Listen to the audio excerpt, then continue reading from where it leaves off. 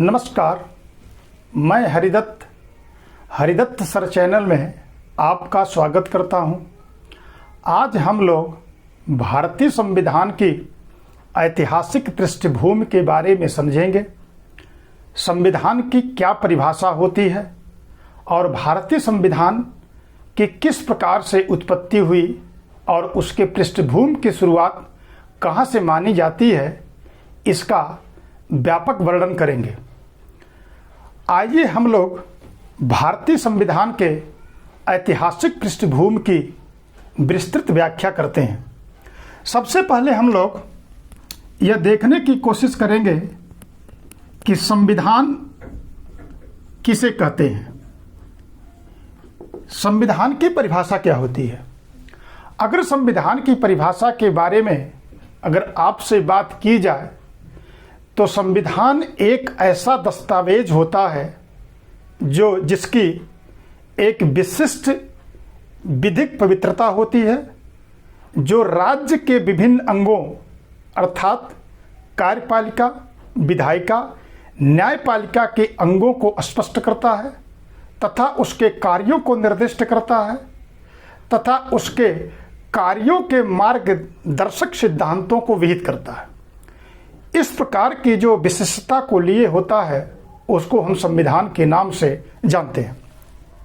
चूंकि मैंने एक जटिल परिभाषा के रूप में आपको बताया, तो मैं अगर इसके शब्दों की सामरिक व्याख्या करूं तो मैं आपको बता दूं कि 3-4 चीजें संविधान में महत्वपूर्ण होती हैं।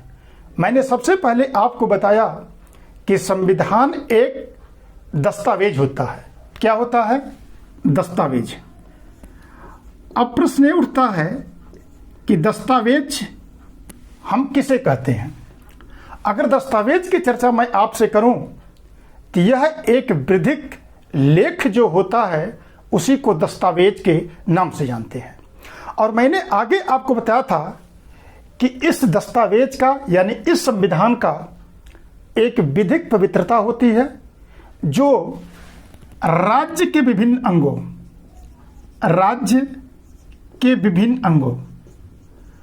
अगर आपको हम राज्य के विभिन्न अंगों की चर्चा करें तो राज्य के मुख्यतः 3 अंग होते हैं। एक होती है कार्यपालिका और दूसरी जो होती है वो होती है विधायिका और तीसरी जो होती है वो होती है न्यायपालिका। इनके अंगों को स्पष्ट करें, उनके कार्यों को निर्दिष्ट करके तथा इनके मार्गदर्शक सिद्धांतों को, जो कार्य करने वाले सिस्टम हैं, इनके मार्गदर्शक सिद्धांतों को जो नियम बनाता है उसी को संविधान के नाम से जानते हैं।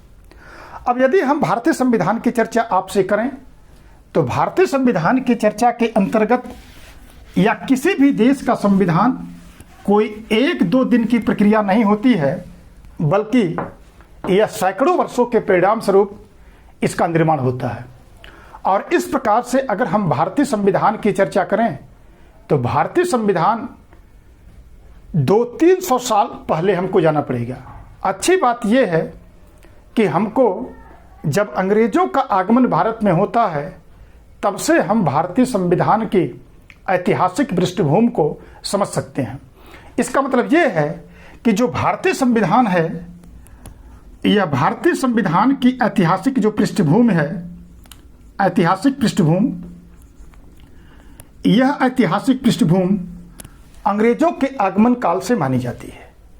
इसका मतलब यह है कि 1600 ईस्वी से लेकर के 1947 तक, जब तक देश आज़ाद हुआ, या अमूमन कह लीजिए 50 तक, जब तक संविधान लागू होता है, इसी बीच में भारतीय संविधान के ऐतिहासिक पृष्ठभूमि की शुरुआत मानी जाती है। मैंने आपको बताया कि जो 1600 से लेकर के और 1950 के बीच का जो पीरियड है, इसी बीच में भारतीय संविधान का निर्माण हुआ था। और इस भारतीय संविधान के ऐतिहासिक पृष्ठभूमि को हम कुल 5 भागों में बांट करके देख सकते हैं। यानी जो पहला भाग आपका है वो है अंग्रेजों के आगमन का काल। अंग्रेजों के आगमन का काल, और इस पीरियड को जिन लोगों ने संविधान के निर्माण की प्रक्रिया को स्पष्ट किया है उन्होंने 1600 से लेकर के और 1765 ईस्वी के बीच को माना है। जबकि दूसरा पीरियड क्या है? पहला तो अंग्रेजों के आगमन का काल है, और दूसरे जो इसके अंतर्गत आयाम आता है वो कंपनी के साम्राज्य के विस्तार का काल है। कंपनी के साम्राज्य विस्तार का काल, इसको 1765 से लेकर के और 1857 के बीच में डिफाइन किया गया। तीसरा जो है वो कंपनी के शासन की समाप्ति है। कंपनी के शासन की समाप्ति का काल, इसको 1857 से और 1919 के बीच के रूप में रखा गया। जबकि चौथा जो काल है वो आपका है स्वशासन का काल। स्वशासन का काल, और इसे हम 1919 से लेकर के और 1947 के पीरियड के बीच रखते हैं। जबकि जो चौथा है, पांचवा है, वो संविधान के निर्माण का काल है। संविधान के निर्माण का काल जो 1947 से लेकर के 1950 के बीच में निर्धारित किया जाता है। यदि इन पांचों कालों की चर्चा हम लोग विस्तार से कर लें तो भारतीय संविधान के निर्माण की प्रक्रिया को हम बेहतर तरीके से समझ सकते हैं। तो आइए सबसे पहले हम लोग एक एक काल को उठाते हैं और भारतीय संविधान के ऐतिहासिक पृष्ठभूमि को समझने का प्रयास करते हैं। तो सबसे पहले हम उठाते हैं अंग्रेजों के आगमन का काल। इसका मतलब ये है कि जो भारतीय संविधान के निर्माण की ऐतिहासिक पृष्ठभूमि की शुरुआत होती है, वह ऐतिहासिक पृष्ठभूमि की शुरुआत 1600 के बाद स्टार्ट होती है। यानी अंग्रेजों के आगमन का काल, अंग्रेजों के आगमन का काल। और इसका पीरियड मैंने आपको बताया था 1600 से लेकर के 1765 का काल। सबसे पहले हम लोग जानते हैं कि 16वीं शताब्दी या 1600 ईस्वी में ब्रिटेन में महारानी एलिजाबेथ का काल था। महारानी एलिजाबेथ का काल था, और इनके काल में या इनके शासन काल में ब्रिटेन में बहुत अधिक समृद्धि थी। यही कारण है कि इनके काल को ब्रिटेन में स्वर्ण काल के नाम से जानते हैं। स्वर्ण काल के नाम से जानते हैं। थोड़ा मैं आपको यहाँ बता दूं कि स्वर्ण काल कहते किसको हैं। यानी ऐसा समय, ऐसा पीरियड जिसमें राजनीतिक, सामाजिक, आर्थिक, वाणिज्यिक, कला और सांस्कृतिक विकास होता है, यानी चतुर्दिक विकास होता है, उसी को इतिहास में स्वर्ण काल के नाम से जानते हैं। और हम भारतीय इतिहास में गुप्त काल को स्वर्ण काल के नाम से जानते हैं। इसी समय ब्रिटेन में कुछ व्यापारी, कहाँ पर? ब्रिटेन में कुछ व्यापारियों ने मिल करके एक कंपनी का निर्माण किया जिसे हम बाद में ईस्ट इंडिया कंपनी के नाम से जानते हैं। और इसी व्यापारिक समूह ने, यानी जो व्यापारिक समूह था, व्यापारिक समूह, इस व्यापारिक समूह ने महारानी एलिजाबेथ से पूरब के साथ व्यापार करने की अनुमति मांगी। और 31 दिसंबर 1600 ईस्वी को महारानी विक्टोरिया ने इस व्यापारिक समूह कंपनी को 15 वर्षों के पूरब के साथ व्यापार करने की अनुमति प्रदान कर दी और यही कंपनी बाद में ईस्ट इंडिया कंपनी के नाम से जानी जाती है। और मैंने आपको बताया कि ईस्ट इंडिया कंपनी पूरब के साथ व्यापार करने के लिए आ रही है। तो जिस समय ईस्ट इंडिया कंपनी की स्थापना हुई और इस कंपनी के कारोबार को देखने के लिए, व्यापार को देखने के लिए इसी व्यापारिक समूहों में से कुछ लोगों का चुनाव किया गया, जिसमें कुल मिलाकर के 18 सदस्य थे, जिनको हम निदेशक मंडल के नाम से जानते थे। निदेशक मंडल के नाम से जानते थे और इन्हीं को कोर्ट ऑफ डायरेक्टर के नाम से भी जानते हैं। और पूरे व्यापार की देखने के लिए और भारत में या पूरब के साथ यह कंपनी कैसे व्यापार करेगी, सरकार ने अर्थात महारानी ने इस निदेशक मंडल को अधिकार दिया कि वह कंपनी के संदर्भ में किसी प्रकार के कानून को बना सकती है, अर्थात उसके प्रशासन और उसके प्रबंधन के बारे में कानून बनाने का अधिकार ब्रिटेन से इस निदेशक मंडल अर्थात कोर्ट ऑफ डायरेक्टर को दिया गया। और यही से माना जाता है कि आंग्ल भारतीय विधि की शुरुआत होती है। आंग्ल भारतीय विधि की शुरुआत होती है। इसका मतलब यह है कि निदेशक मंडल तो कंपनी के ऊपर कानून बनाता था, लेकिन भारत में व्यापार करने वाली कंपनी पर वो व्यवस्था लागू होती थी। और यही कारण है कि आंग्ल भारतीय विधि की शुरुआत यहां से मानी जाती है। अब इस प्रकार से कंपनी आती है और कंपनी आकर के सबसे पहले गुजरात में अपना एक कारखाना खोलती है। और उस समय गुजरात यानी भारतवर्ष का जो मुगल बादशाह था वो जहांगीर था। कौन था? जहांगीर था। इसका मतलब यह है कि जहांगीर के शासनकाल में कंपनी आती है और भारत में व्यापार करने के या कारखाना खोलने की अनुमति प्राप्त कर लेती है और इस प्रकार से कंपनी की शुरुआत होती है। लेकिन कालांतर में कंपनी आगे बढ़ती है और यहाँ के 3 प्रमुख जो शहर थे, जिसको हम कलकत्ता, बंबई और मद्रास के नाम से जानते हैं, कलकत्ता, बंबई और मद्रास,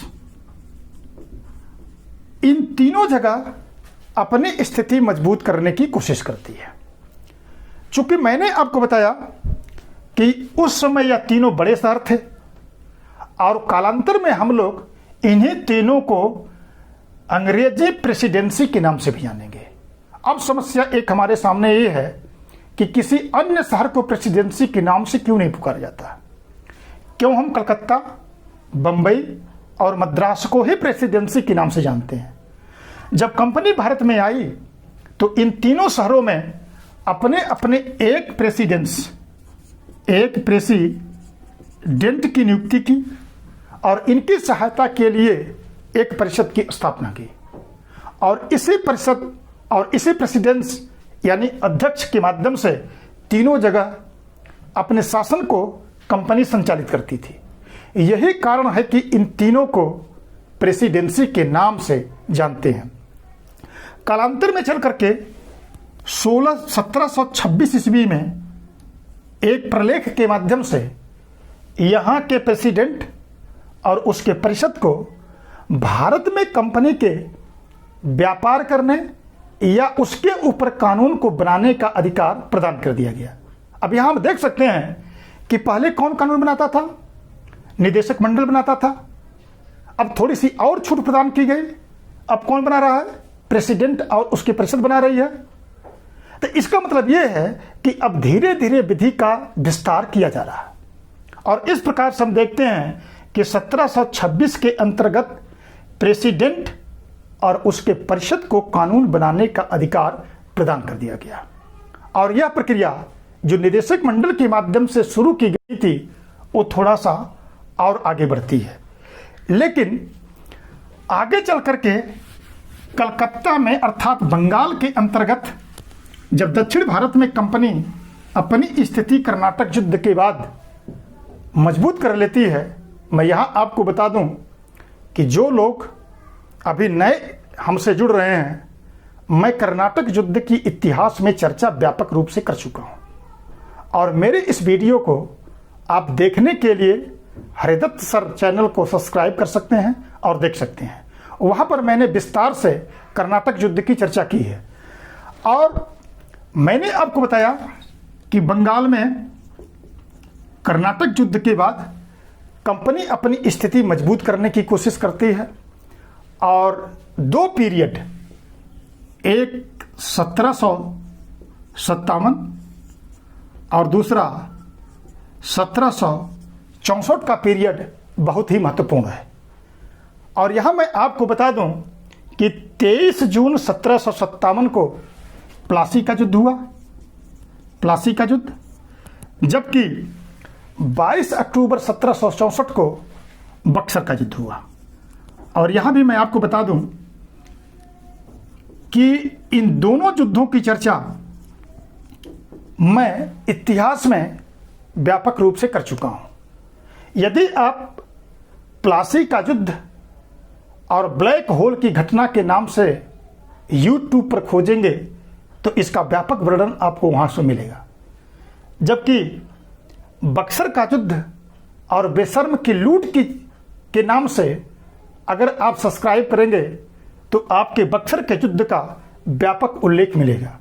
यानी इन दोनों युद्धों की चर्चा मैं कर चुका हूं और आप इसको समझने के लिए वहां से इस दोनों वीडियो को देख सकते हैं। लेकिन यहां मुझे आपको बताना यह है कि यह दोनों जो युद्ध था वो कंपनी के शासन काल में महत्वपूर्ण साबित हुआ। जहां एक तरफ प्लासी के युद्ध के बाद कंपनी ने सिराजुद्दौला को बंगाल के नवाब के पद से हटाया, तो वहीं बक्सर के युद्ध के बाद अपनी स्थिति को बंगाल पर नियंत्रित कर ली। और इस प्रकार से देखते हैं कि 1765 ईस्वी में इलाहाबाद की संधि होती है और मैंने आपको इलाहाबाद की संधि के अंतर्गत जो बक्सर का युद्ध है उसकी व्यापक चर्चा की है और इसी के माध्यम से दीवानी का पद, दीवानी और निजामियत दोनों पर कंपनी ने नियंत्रण स्थापित कर लिया और बंगाल, बिहार, उड़ीसा के दीवानी मुगल बादशाह शाह आलम से और नजमुद्दौला से, जो कि उस समय बंगाल का नवाब था, उससे उन्होंने निजामियत के पद को ले लिया। और इस प्रकार से देखते हैं कि कंपनी अब धीरे धीरे भारतवर्ष में राजनीतिक क्षेत्र में हस्तक्षेप करना शुरू कर दिया। और इस प्रकार से देखते हैं कि जो पहला पीरियड था 1600 से 1765 की ईस्वी में, वह कंपनी अब धीरे धीरे अपनी स्थिति को मजबूत करती है और यहाँ तक यहाँ के विधि व्यवस्था के अंतर्गत धीरे धीरे हस्तक्षेप अपना बढ़ाना शुरू कर देती है। अब आइए हम लोग दूसरे पीरियड की चर्चा करते हैं, जो कि मैंने आपको बताया था कि दूसरा जो पीरियड है वो कंपनी के साम्राज्य का काल है, यानी कंपनी के साम्राज्य का काल, कंपनी के साम्राज्य का काल। और यह पीरियड आपका है 1765 से लेकर के 1857 तक। मैंने आपको बताया कि इलाहाबाद की संधि के द्वारा कंपनी ने दीवानी और निजामियत दोनों को प्राप्त कर चुकी है। अब धीरे धीरे कंपनी दीवानी को प्राप्त करने के बाद बंगाल को और भारत को धीरे धीरे लूटना शुरू करती है और एक समय ऐसा आता है कि इसने इतना लूटा कि बंगाल कंगाल हो गया। और इसी बीच में एक बहुत महत्वपूर्ण घटना घटती है कि जहां एक तरफ लूट के साम्राज्य को कंपनी ने स्थापित किया, तो वहीं कंपनी की स्थिति अब धीरे धीरे बिगड़ने लगी कंपनी की स्थिति खराब हुई, जबकि उसके वर्करों की स्थिति मजबूत हुई। और इसी बीच में 1773 ईस्वी में कंपनी ने अपनी माली हालत के खराब होने के कारण ब्रिटिश सरकार से सहायता की अपील की। और जब ब्रिटिश सरकार से सहायता की अपील की तो ब्रिटिश सरकार ने को समझने में यह देर नहीं लगी कि जहां कंपनी की माली स्थिति खराब है वहीं इसके अधिकारियों की स्थिति बहुत ही मजबूत है, यानी वो इसका मतलब है कि भ्रष्टाचार को बढ़ावा दे रहे हैं। और 1773 के रेगुलेटिंग एक्ट के माध्यम से, यानी जब कंपनी ने ब्रिटिश सरकार से सहायता की अपील की तो 1773 के रेगुलेटिंग एक्ट के माध्यम से ब्रिटिश सरकार ने कंपनी के आंतरिक मामले में हस्तक्षेप करना प्रारंभ कर दिया। और ब्रिटिश सरकार ने कंपनी को स्पष्ट कह दिया कि अब आपको प्रत्येक वर्ष 3 काम करने होंगे, यानी मैं आपकी आर्थिक मदद करने के लिए तैयार तो हूं, लेकिन आपको 3 काम करना होगा।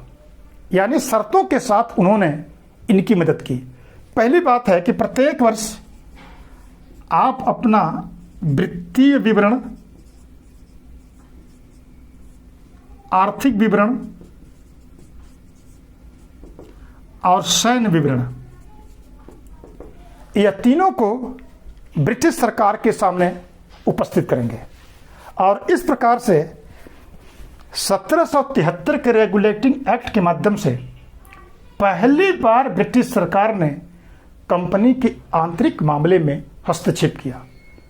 लेकिन यहां मैं आपको बता दूं कि 1773 से लेकर के और 1947 के अधिनियम तक, मैं चूंकि भारतीय संविधान की ऐतिहासिक पृष्ठभूमि पढ़ा रहा हूं, तो यहां पर सिर्फ एक्ट और अधिनियम के कुछ महत्वपूर्ण बिंदुओं को ही आपको बताऊंगा, और अलग से वीडियो सारे एक्ट और अधिनियम की मैं एक एक वीडियो बना करके विस्तृत चर्चा इसकी अगले भाग में करूंगा। लेकिन चूंकि यहां मुझे भारतीय संविधान की ऐतिहासिक पृष्ठभूमि बताना है, इसलिए यहां एक्ट और अधिनियम की व्यापक चर्चा करना संभव नहीं है। लेकिन फिर भी जो सबसे महत्वपूर्ण बिंदु होंगे, जो भारतीय संविधान के निर्माण में अपना महत्वपूर्ण रोल निभाएंगे, उसकी चर्चा मैं अवश्य करूंगा। तो पहली बात क्या हुआ कि 1773 के रेगुलेटिंग एक्ट के द्वारा कंपनी के आंतरिक मामले में ब्रिटिश सरकार ने हस्तक्षेप किया। और दूसरी बात क्या किया कि जो मैं आपको बताया था कि कलकत्ता, बंबई और मद्रास प्रेसिडेंसी, तीनों जगह एक एक प्रेसिडेंट होते थे। लेकिन 1773 के रेगुलेटिंग एक्ट में थोड़ा केंद्रीकरण को बढ़ावा दिया गया, और इस केंद्रीकरण के बढ़ावा के अंतर्गत उन्होंने बंगाल के गवर्नर को गवर्नर जनरल माना, और वह बंबई और मद्रास के आंतरिक मामले में हस्तक्षेप करने की उसको अनुमति प्रदान कर दी गई। इसका मतलब यह है कि 1773 के रेगुलेटिंग एक्ट में केंद्रीकरण को बढ़ावा देने का काम किया गया। इसका मतलब है कि गवर्नर जनरल की नियुक्ति की गई। और तीसरा काम किया गया, एक सर्वोच्च न्यायालय की स्थापना की गई। सर्वोच्च न्यायालय, और यह सर्वोच्च न्यायालय कलकत्ता में स्थापित की गई। इसमें एक मुख्य न्यायाधीश और 3 वरिष्ठ न्यायाधीशों को नियुक्त किया गया। और इसके अंतर्गत जो कलकत्ता की सर्वोच्च न्यायालय थी, इस सर्वोच्च न्यायालय को दीवानी मामले, अपराधी मामले, सैन्य मामले और धार्मिक मामले में हस्तक्षेप करने की अनुमति दी गई। लेकिन अगर आज के सर्वोच्च न्यायालय की चर्चा मैं आपसे करूं, तो आज के सर्वोच्च न्यायालय जैसी यह सर्वोच्च न्यायालय नहीं थी। यानी इसके दिए गए किसी भी निर्णय को अगर कोई संतुष्ट नहीं है, तो उसको प्रीवी काउंसिल में जो कि लंदन में हुआ करती थी वहां अपील कर सकता था। यानी इस प्रकार के प्रावधानों को लाकर के 1773 के रेगुलेटिंग एक्ट के माध्यम से कंपनी पर ब्रिटिश सरकार ने पहला नियंत्रण स्थापित करने की कोशिश की, लेकिन यह पर्याप्त साबित नहीं हुआ।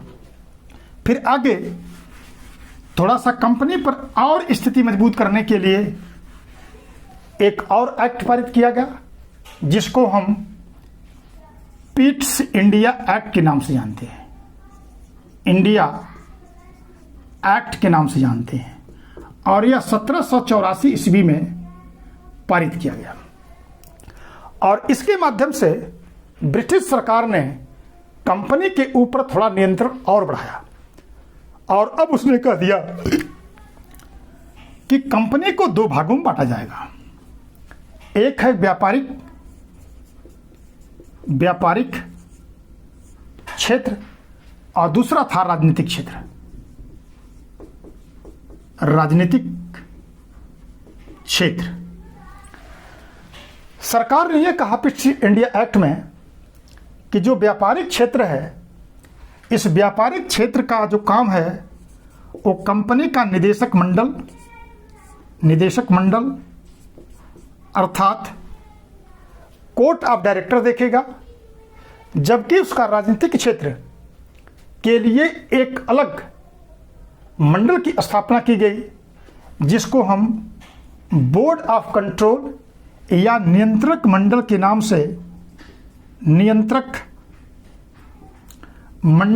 से जानते हैं। और यह नियंत्रक मंडल ब्रिटिश सरकार के अधीन था और सारे राजनीतिक गतिविधियों की जानकारी कंपनी को इसी नियंत्रक मंडल को देनी होती थी। और इस प्रकार से सरकार ने पिट्स इंडिया एक्ट में, अब तक हम लोग देख रहे थे कि रेगुलेटिंग एक्ट में कंपनी ने, मतलब सरकार ने क्या किया था, सिर्फ कंपनी को थोड़ा नियंत्रित किया था, लेकिन थोड़ा सा और नियंत्रण बढ़ाया सरकार ने और उनके दो क्षेत्रों को विभाजित किया, और उस दो क्षेत्रों के अंतर्गत व्यापारिक और राजनीतिक क्षेत्र स्थापित किया गया। और व्यापारिक क्षेत्र का काम निदेशक मंडल देखता था, जबकि राजनीतिक क्षेत्र का काम नियंत्रक मंडल देखता था।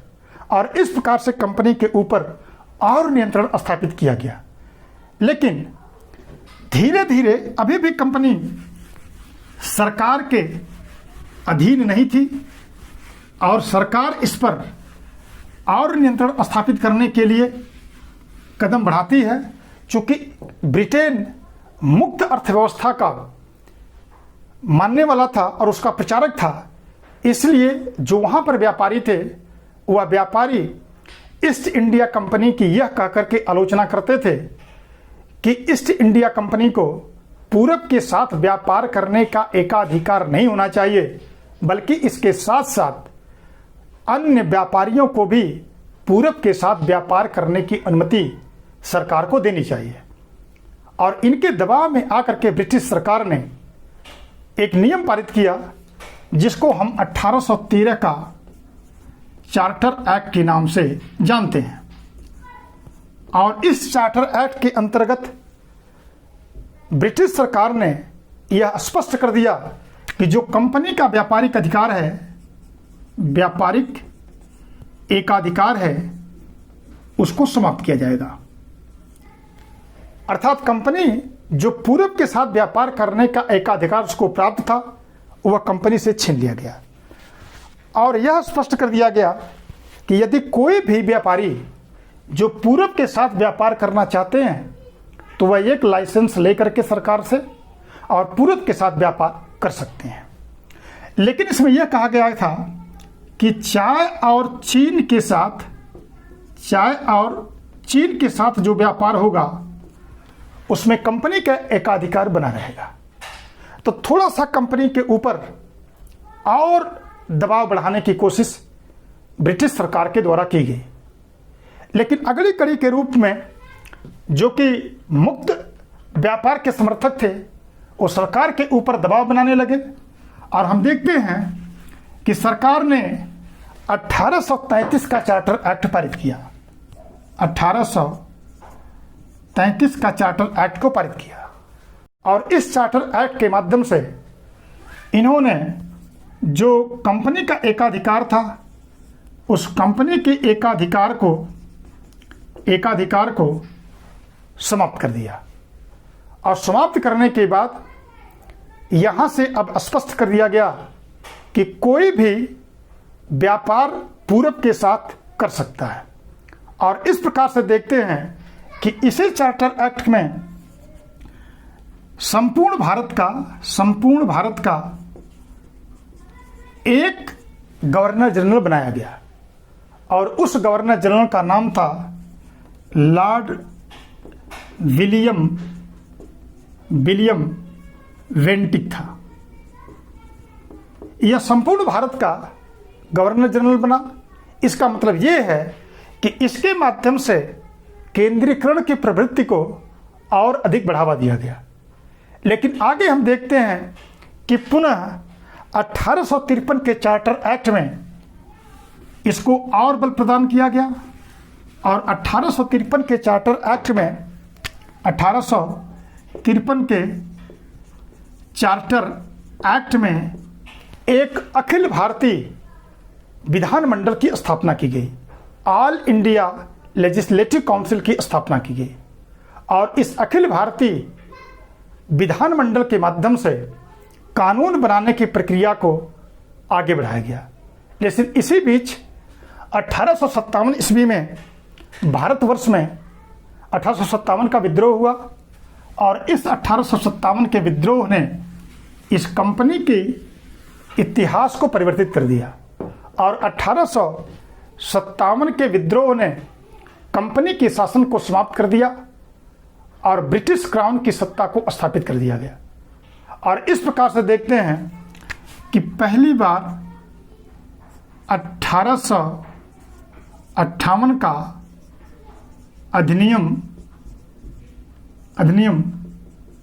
पारित किया गया और इस 1858 के अधिनियम में यह स्पष्ट किया गया कि कंपनी के शासन को समाप्त किया जाएगा। कंपनी के शासन की समाप्ति तथा उसके स्थान पर ब्रिटिश क्राउन की सत्ता को स्थापित कर दिया गया। कंपनी को समाप्त कर दिया गया और सीधे भारतवर्ष को ब्रिटेन के नियंत्रण में ले आया गया।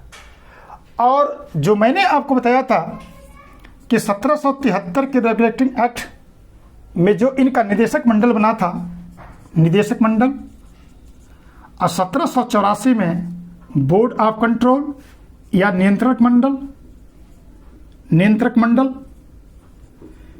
इन दोनों को समाप्त कर दिया गया और उसके स्थान पर secretary of state in India अर्थात भारतीय सचिव की नियुक्ति की गई। और इस भारतीय सचिव की सहायता और सलाह के लिए एक 15 सदस्यीय समिति की स्थापना की गई, जिसमें से 7 निदेशक मंडल के द्वारा नियुक्त होते थे, जबकि 8 इसमें से सम्राट के द्वारा नियुक्त होते थे। और यह भारतीय जो सचिव था वो लंदन में बैठता था और पहला जो भारतीय सचिव बनाया गया था वो चार्ल्स वुड को बनाया गया था। और यही अब लंदन से भारत के शासन के प्रति उत्तरदायी था। और इस प्रकार से हम देखते हैं कि एक नए युग की शुरुआत होती है और इसी को अंग्रेजों ने भारत के मैग्ना कार्टा के नाम से पुकारा, जबकि ऐसा कुछ था नहीं। उन्होंने माना कि हमने राजाओं के आंतरिक मामले में हस्तक्षेप करना बंद कर दिया है, तो भारतीयों के लिए कोई मैग्ना कार्टा था, ऐसा कुछ नहीं था। लेकिन अपने प्रचार प्रसार के लिए उन्होंने बताया कि यह भारत का एक मैग्ना कार्टा है, यानी 1858 का अधिनियम भारतीयों के लिए एक क्या है, मैग्ना कार्टा है। लेकिन इसके बाद हम देखते हैं कि अब तक कंपनी का शासन था, अब यहाँ से आकर के एक नया परिवर्तन हुआ और ब्रिटिश सरकार इसको अपने नियंत्रण में ले ली। और इसके बाद 1861 का अधिनियम पारित किया गया। 1861 का अधिनियम पारित किया गया, अधिनियम। और इस अधिनियम के माध्यम से पहली बार भारतीयों को विधि व्यवस्था में शामिल किया गया, विधि व्यवस्था में शामिल किया गया। और इस विधि व्यवस्था के अंतर्गत 3 लोगों को इसमें शामिल किया गया। एक तो थे बनारस के राजा, और दूसरे जो थे वो पटियाला के राजा थे, पटियाला के राजा। और तीसरे जो थे वो सर दिनकर राव थे। 3 लोगों के नामों का मनोनयन विधि व्यवस्था के अंतर्गत किया गया। अब आप देख रहे हैं कि पहले कंपनी की स्थापना हुई, फिर निदेशक मंडल कानून बनाया, फिर प्रेसिडेंसी कानून बनाई, फिर ब्रिटिश संसद का हस्तक्षेप हुआ, फिर कंपनी के आंतरिक मामले में हस्तक्षेप करते हुए 1857 के विद्रोह के बाद उसको समाप्त किया गया। अब ब्रिटिश संसद कानून बनाने लगी। लेकिन पहली बार 1861 में 3 भारतीयों को विधि व्यवस्था के अंतर्गत शामिल किया गया। इसका मतलब यह है कि भारतीय संविधान का एक क्रमिक विकास धीरे धीरे हो रहा था। और इसी 1861 के अधिनियम के अंतर्गत हम देखते हैं कि जो हमारी आईपीसी की धाराएं हैं, इसको संहिताकरण किया गया। और इसके साथ साथ पोर्टफोलियो व्यवस्था की शुरुआत की गई, यानी विभागीय व्यवस्था की शुरुआत 1861 के अधिनियम के अंतर्गत की गई। लेकिन आगे इस प्रक्रिया को हम देखते हैं और आगे बढ़ाया गया, और इसके अंतर्गत हम देखते हैं कि 1892 का अधिनियम पारित किया गया। 1892 का अधिनियम पारित किया गया। और इस अधिनियम के अंतर्गत पहली बार भारतीयों को जो वार्षिक बजट पेश करते थे, वार्षिक बजट, इस वार्षिक बजट में इनको बोलने का अधिकार प्रदान किया गया। लेकिन इनको वोटिंग करने का अधिकार या पूरे प्रश्न पूछने का अधिकार यहां पर नहीं मिला हुआ था। यानी जब सदन के अंतर्गत बजट पेश किया जाएगा तो जो भी भारतीय होंगे वो बजट पर बहस कर सकते हैं। लेकिन इस समय एक अति महत्वपूर्ण व्यवस्था की शुरुआत की गई। और इस प्रकार से हम देखते हैं कि जो जिला वार्ड थे, जिला बोर्ड थे, निगम था, विश्वविद्यालय व्यवस्था थी, व्यापार मंडल था, इन सभी क्षेत्रों में कुछ सदस्यों को अप्रत्यक्ष रूप से निर्वाचित करके भेजने की व्यवस्था शुरू की गई। इसका मतलब यह है कि अप्रत्यक्ष निर्वाचन प्रणाली की शुरुआत 1892 के अधिनियम के अंतर्गत शुरू कर दी गई। लेकिन ध्यान देना यह है कि चुनाव शब्द से अभी भी ब्रिटिश सरकार परहेज कर रही थी। लेकिन एक महत्वपूर्ण परिवर्तन यहां पर यह आया कि अप्रत्यक्ष निर्वाचन प्रणाली के माध्यम से कुछ भारतीयों को इस व्यवस्था के अंतर्गत शामिल किया गया। इसका मतलब यह है कि अप्रत्यक्ष निर्वाचन प्रणाली की शुरुआत यहां पर की गई। इसी बीच देखते हैं कि 1909 का अधिनियम पारित होता है। 1909 का अधिनियम और इस अधिनियम के अंतर्गत इसको हम मार्ले मिंटो सुधार के नाम से भी जानते हैं। लेकिन इस अधिनियम के अंतर्गत पहली बार भारतीयों को प्रशासनिक क्षेत्र और विधायिक क्षेत्र दोनों में भागीदारी को सुनिश्चित किया गया। यानी इसका मतलब यह है कि प्रशासनिक क्षेत्र के अंतर्गत जो सचिव था, इस सचिव के परिषद में 2 भारतीयों को नियुक्ति की गई। एक तो थे केजी गुप्ता और दूसरे थे हुसैन बिलग्रामी। 2 लोगों को नियुक्त किया गया। विधायक जो कि यहाँ की हमारी वायसराय परिषद थी, उसमें एक व्यक्ति की नियुक्ति की गई जिसे हम सत्येंद्र प्रसाद सिन्हा के नाम से जानते हैं। इसका मतलब यह है कि 1909 के अधिनियम में थोड़ा भारतीयों की भूमिका को और बढ़ाया गया और प्रशासनिक तथा विधायिक दोनों क्षेत्रों में इनकी भूमिका को स्पष्ट किया गया। लेकिन इसी समय एक बहुत नकारात्मक, चूंकि भारतीय राष्ट्रवाद का धीरे धीरे उद्भव हो रहा था, इसलिए भारतीय राष्ट्रवाद के डर से ब्रिटिश सरकार ने सांप्रदायिकता की शुरुआत की। यानी एक प्रतिक्रियावादी नीति, बांटो और राज्य करो की उसने शुरुआत की, जो कि भारतीय समाज और भारतीय राष्ट्र के लिए एक खतरनाक था। और यही कारण है कि मिंटो कह रहा था कि हम लोग एक नाग के विष के बीज को बो रहे हैं जो बहुत अधिक खतरनाक होगा, और इसका भयावह परिणाम 1947 में निकलता है, जब भारत 2 भागों में बंटता है, भारत और पाकिस्तान के रूप में। इसका मतलब यह है कि विभाजन की नींव की शुरुआत मार्ले मिंटो सुधार के अंतर्गत या 1909 के अधिनियम में ही रख दी गई थी। फिर आगे हम लोग देखते हैं कि थोड़ा सा और प्रक्रिया को आगे बढ़ाया गया और 1919 का अधिनियम पारित किया गया। 1919 का अधिनियम पारित किया गया और इस 1919 के अधिनियम के अंतर्गत हम यह देखते हैं कि यह एक उत्तरदायित्व सरकार की स्थापना की गई। उत्तरदायी सरकार की स्थापना की गई और इस उत्तरदायी सरकार के अंतर्गत जो 1919 का अधिनियम है, इसको हम मॉन्टेस्क्यू चेम्सफोर्ड सुधार के नाम से भी जानते हैं।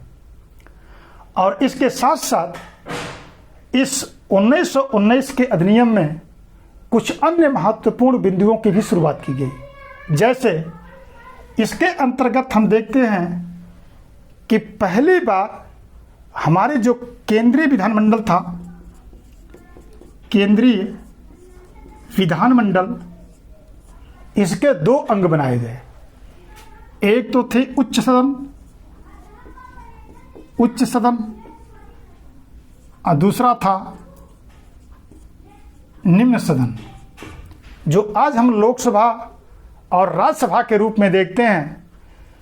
यहाँ 1919 के अधिनियम में उच्च सदन और निम्न सदन की शुरुआत की गई और पहली बार यहाँ पर हम देखते हैं कि केंद्रीय सूची और प्रांतीय सूची की शुरुआत की गई। केंद्रीय सूची पर विषय बनाने का अधिकार केंद्र को था और प्रांतीय सूची पर विषय बनाने का अधिकार प्रांत को था। लेकिन इस प्रांतीय सूची के जो विषय थे उसको भी इन्होंने 2 भागों में बांट दिया। एक तो था आरक्षित विषय और दूसरा था हस्तांतरित विषय। और आरक्षित विषय पर कानून बनाने का अधिकार यहाँ के वायसराय परिषद को दिया गया, जबकि हस्तांतरित विषय पर कानून बनाने का अधिकार जो भारत के मंत्री थे उनको दिया गया था। लेकिन जो कानून भारतीय मंत्री बनाते थे उसको भी गवर्नर वीटो कर सकता था। इसका मतलब यह है कि जो आरक्षित और हस्तांतरित विषय बनाए गए थे, इस आरक्षित विषय और हस्तांतरित विषय के अंतर्गत भारतीयों को बहुत अधिक अधिकार नहीं मिला था, लेकिन फिर भी शक्ति का थोड़ा बहुत विस्तार किया गया था। लेकिन इसके बाद हम देखते हैं कि इस अधिनियम के अंतर्गत यह स्पष्ट किया गया था कि इस समय तक एक संवैधानिक आयोग बनाया जाएगा और यह संवैधानिक आयोग घूम घूम करके इस बात की जांच करेगा कि भारत में संविधान का कितना विकास हुआ है। और मैंने आपको बताया था कि 1857 से लेकर के और 1919 का जो पीरियड था वो कंपनी के शासन का अंत था। कंपनी के शासन का अंत, यानी 1857 से लेकर के 1919 तक। इस 1919 के अधिनियम में यह स्पष्ट कर दिया गया कि अब एक केंद्रीय आयोग, एक संवैधानिक आयोग बनाया जाएगा जो भारतवर्ष में प्रत्येक 10 वर्ष के बाद जाएगा और जाकर के वहां पर इस बात की जांच करेगा कि भारतवर्ष में कितना संवैधानिक विकास हुआ है। लेकिन मैंने आपको बताया था कि 1919 से 1947 के पीरियड को हम स्वशासन की शुरुआत या स्वशासन के काल के नाम से जानते हैं। स्वशासन का काल, स्वशासन का काल 1919 से 1947 तक। इसका मतलब यह है कि इस काल के अंतर्गत जो 1919 के अधिनियम में तय किया गया कि एक संवैधानिक आयोग बनाया जाएगा, इसी को ध्यान में रख करके 1927 ईस्वी में साइमन कमीशन की नियुक्ति की गई। साइमन कमीशन की नियुक्ति की गई और यह साइमन कमीशन भारतवर्ष में आया, जबकि मैंने आपको बताया था कि 1919 के अधिनियम में 10 वर्षों के लिए, लेकिन समय से 2 वर्ष पहले ही साइमन कमीशन की नियुक्ति कर दी गई और इस समय यहाँ के प्रधानमंत्री बाल्डविन थे और 8 नवंबर 1927 को साइमन कमीशन की नियुक्ति की गई और इसमें कुल साइमन कमीशन में 7 सदस्य थे और यह 7 सदस्य अंग्रेज थे। यही कारण है कि जब यह कमीशन भारतवर्ष आया तो भारतवर्ष में आने के बाद सभी लोगों ने इसका जोरदार विरोध किया, क्योंकि इस कमीशन में कोई भारतीय नहीं था, जबकि भारतीयों की मांग थी कि भारत की समस्या के समाधान के लिए भारतीयों की भागीदारी इसमें होना आवश्यक है। अब बिना भारतीयों के पार्टिसिपेट के कोई भी कमीशन सफल नहीं हो सकता है। लेकिन इस समय वायसराय लॉर्ड इरविन थे। लॉर्ड इरविन ने यह बात कह करके उसका विरोध किया कि मैं यह नहीं चाहता था कि यह कमीशन भारतवर्ष में आकर के कांग्रेस और मुस्लिम लोग लीग के विरोध का कारण बने, और यही कारण है कि मैंने सभी भारतीयों, किसी भी भारतीय को शामिल नहीं किया है, सभी अंग्रेजों को शामिल किया है। लेकिन कांग्रेस इस बात से सहमत नहीं थी और जब कांग्रेस इस बात की डिमांड कर रही थी कि संवैधानिक आयोग में या संविधान के निर्माण में भारतीयों को होना जरूरी है, तो उस समय के वायसराय बर्कनले हेड ने कहा था कि किसी भारतीय के अंतर्गत या भारतीयों के अंतर्गत वह क्षमता नहीं है कि वह किसी संविधान का निर्माण कर सकते हैं।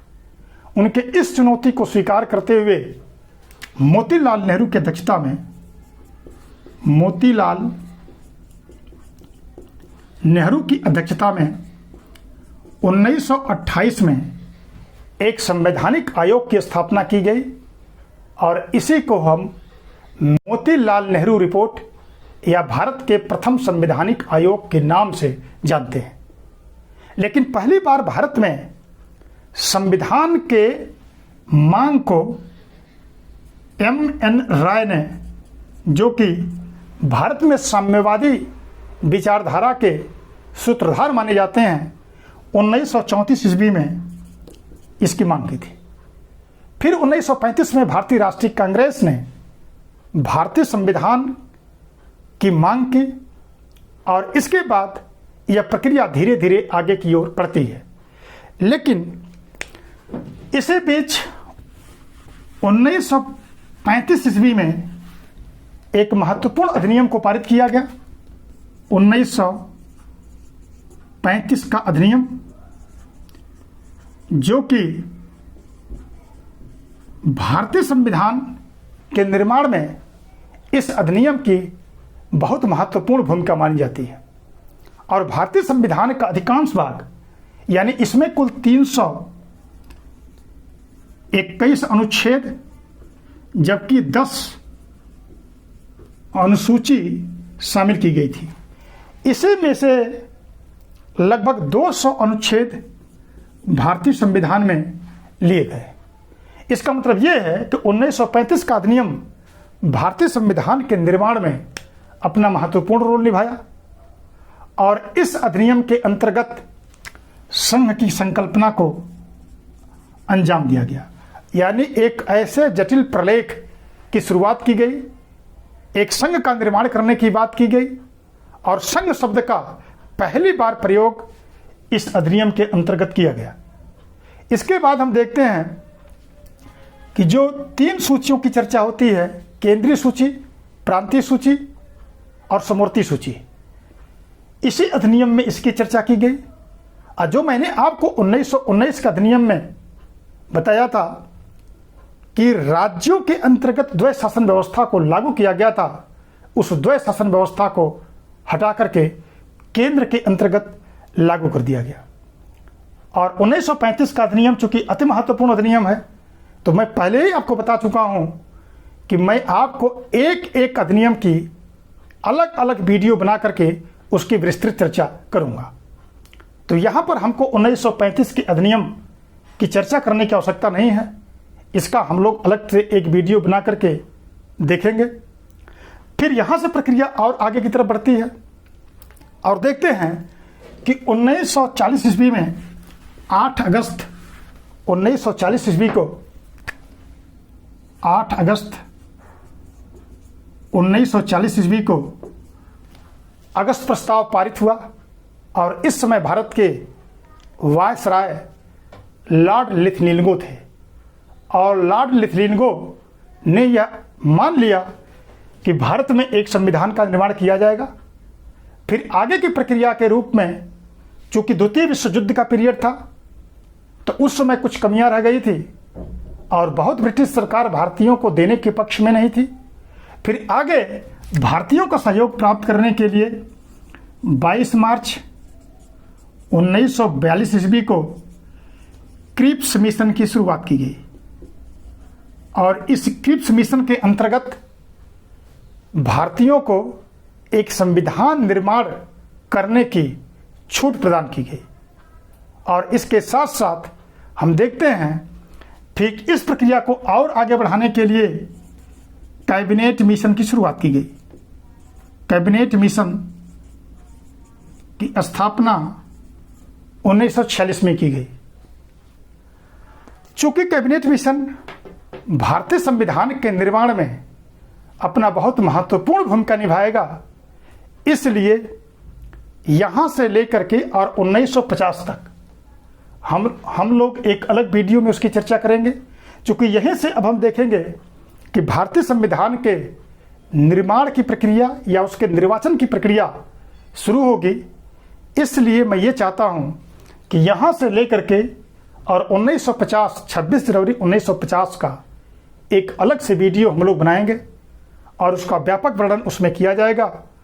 कैसे कैसे प्रक्रिया को और आगे बढ़ाते हैं, इसकी चर्चा मैं इसके बाद करूंगा। मुझे विश्वास है कि आपको यह वीडियो भारतीय संविधान की ऐतिहासिक पृष्ठभूमि का व्यापक समझ में आया होगा। और यहाँ फिर मैं आपको एक बार स्पष्ट करना चाहता हूँ कि सारे अधिनियम की मैं अलग से वीडियो बना करके अलग अलग वीडियो बना करके उसका व्यापक वर्णन करूँगा। और चूँकि ऐतिहासिक पृष्ठभूमि थी, इसलिए बहुत अधिक यहाँ चर्चा करने की संभावनाएं नहीं है। तो मुझे विश्वास है आपको पसंद आया होगा और यही कारण है कि मेरे इस वीडियो को सब्सक्राइब करिए, लाइक करिए, शेयर करिए। आप लोगों का बहुत बहुत धन्यवाद।